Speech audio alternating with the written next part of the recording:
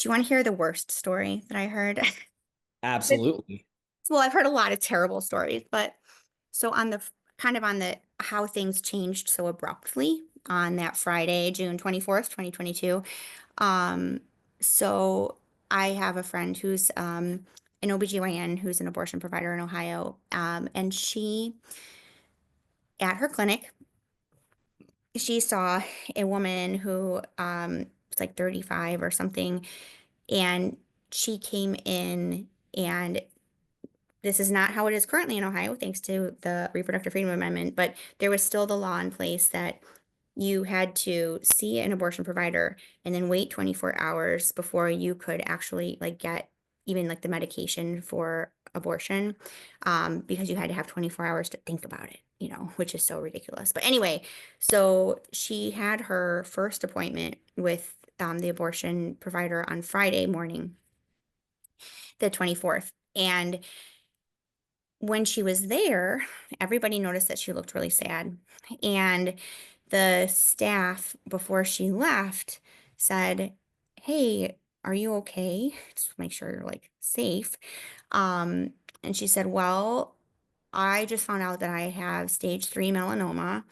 And I also found out that I'm 6 weeks pregnant, and I have a 5-year-old and a 2-year-old at home.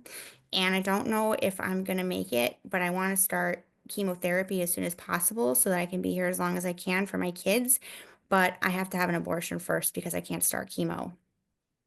So they said, "Okay, come back tomorrow. We will get you your medication so you can, move forward next week."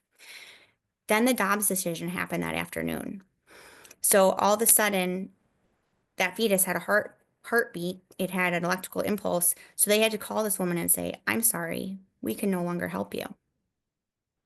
And then they had to help her leave the state to find a place out of state that she could get the pills to take. And they were very helpful, so it didn't delay her care a whole lot, at least by a few days.